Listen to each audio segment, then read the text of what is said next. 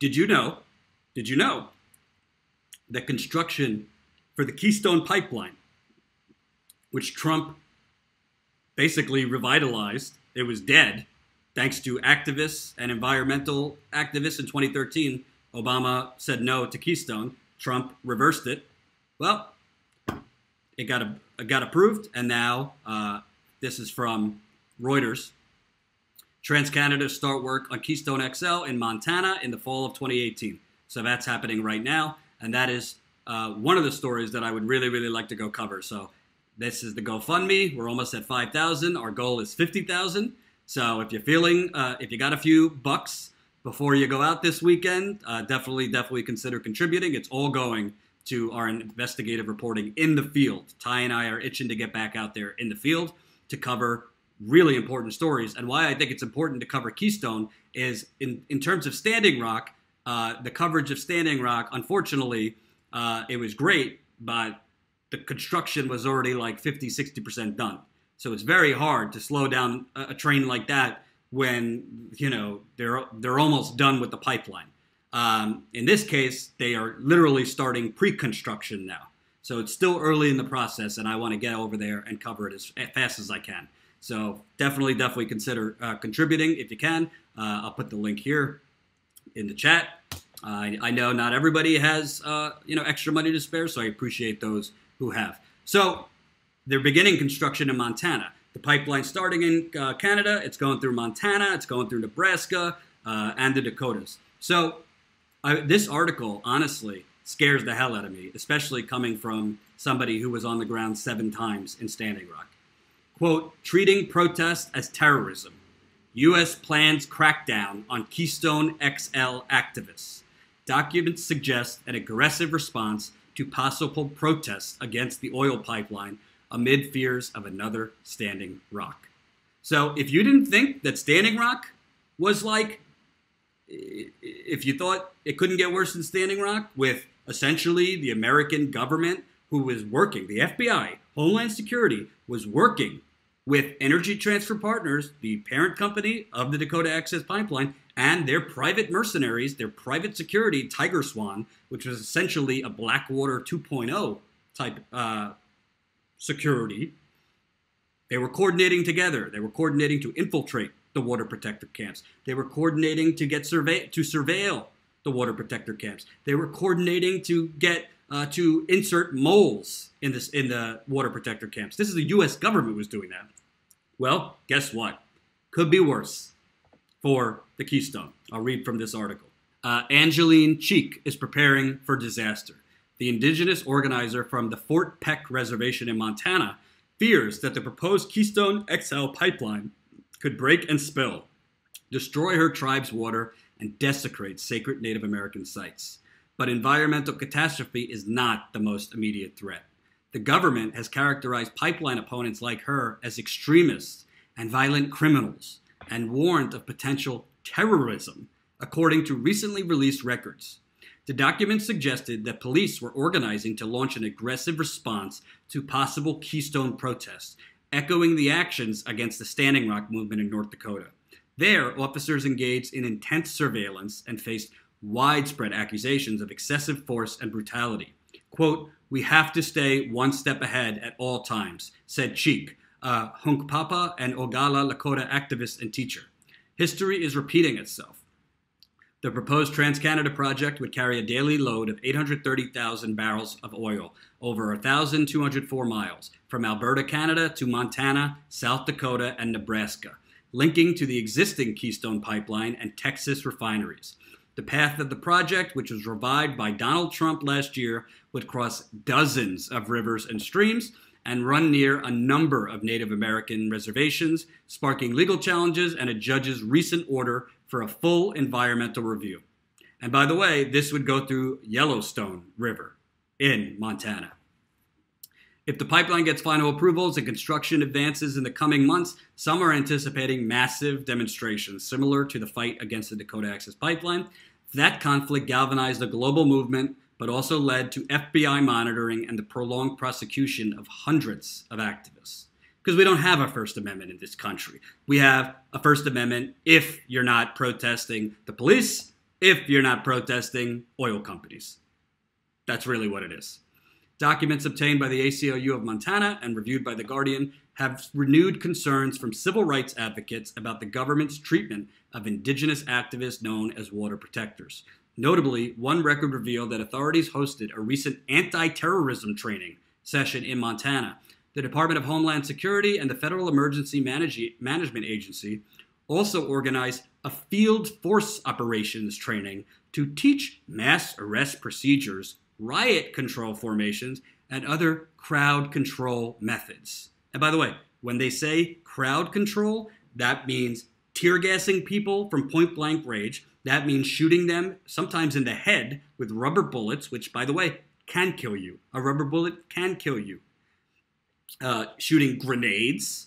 One woman literally had her arm nearly blown off. She had to have other body parts sewed in to make essentially an implant of an arm. Another woman, an indigenous woman, had her left eye blinded from a tear gas shot in point blank range, not to mention all the other injuries. PTSD, hypothermia, heart attacks. There was a lot that happened there. There's a lot that people don't know happened there. I could tell you it was hard basically to be in sync with everything going on, running around as much as I was. This is, again, when I was at the Young Turks. I was there. So a U.S. Justice Department intelligence specialist told The Guardian the terrorism training was an annual presentation not specific to Keystone. Yeah, bullshit about that. But the ACLU noted that its records request was specifically about the pipeline protests, suggesting that authorities considered the session relevant to Keystone preparation. The repeated mass arrests at Standing Rock led to a litany of charges, but hundreds were eventually dismissed due to lack of evidence. Police deployed water cannons, tear gas grenades, beanbag rounds, and a wide array of weapons in North Dakota. Quote, "Many of our residents were in Standing Rock, and they saw the level of violence that could be visited on us," said Remy Bald Eagle, the Intergovernmental Affairs Coordinator of the Cheyenne River Sioux Tribe, which is located along the Keystone Route. "There's a level of anxiety and fear because we don't know what's going to happen." The ACLU of Montana, which filed a lawsuit this month against the government seeking Keystone records, earlier obtained a DHS report that said pipeline protests were engaged in, quote, criminal disruptions and violent incidents. The report included 2 past cases of alleged environmental rights extremists committing violence. But the events in question, a 2012 bombing and a 2015 shooting with police, had no clear link to environmental protests, said Mike German, a former FBI agent and fellow with the Brennan Center for Justice. Quote, "Treating protests as terrorism is highly problematic," said German, noting that the U.S. government has long labeled activism as terrorism, once claiming that filing public records requests was an extremist tactic. "It's an effective way of suppressing protest activity and creating an enormous burden for people who want to go out and express their concerns. The terrorist and extremist labels can be used to justify brutality and a militarized operation," said Andrea Carter, an attorney with the Water Protective Legal Collective, a group that has represented Standing Rock defendants. Quote, "It's a really egregious tactic," she said, noting that the labels also lay the groundwork for prosecutors to turn a low-level misdemeanor into federal felonies trial. So here's the link. Why this is super, super important, why you should be worried about this, is first of all, it's not enough. It's not enough to fight Trump. This is what I've been saying since Trump won re-election. The resistance acts like all of a sudden, America was just amazing on January 19th, 2017. There was no problems. It's that Trump got in office, and all of a sudden we've gone to fascism and authoritarianism. Standing Rock happened under Barack Obama. Native Americans and environmental activists were getting their heads beat in, tear gas sprayed at them, grenades shot at them, rubber bullets shot at them under a Democrat president. Okay? Ferguson and the brutality against people in Ferguson, Missouri, under Obama. Okay? So this is not a issue of Trump and that, the police are all of a sudden out of control and militarized under Trump. No. The police have been militarized and out of control, I'd say, probably for the last 20 to 30 years. You can go all the way back to Rodney King. Actually, you could go all the way back to the 60s and, you know, what happened in Detroit. Okay, so now that militarization is joining fascism, because when police departments literally coordinate with oil companies. Remember, Energy Transfer Partner, who owned Dakota Access Pipeline, literally shared intel. Their private security contractors that worked for Energy Transfer Partners shared intel with North Dakota sheriffs and the FBI. Not only that, but Energy Transfer Partners, literally after the Standing Rock protests, literally paid the Morton County Sheriff and North Dakota law enforcement millions of dollars in reimbursements, meaning thank you for protecting us, the oil company, and brutalizing our opponents, indigenous people and environmental activists. I think it was $15 million. There's your money. That's bribery, and that's also fascism. When the corporate state and the public state merge, that's called fascism, folks. And I got to tell you, I am only human too. I'm willing to take risks as a journalist, but I'm a little nervous for Keystone because what I saw at Standing Rock was so horrific. To imagine that it might become worse, I'm willing to take the risk myself, but I'm scared for us as a country.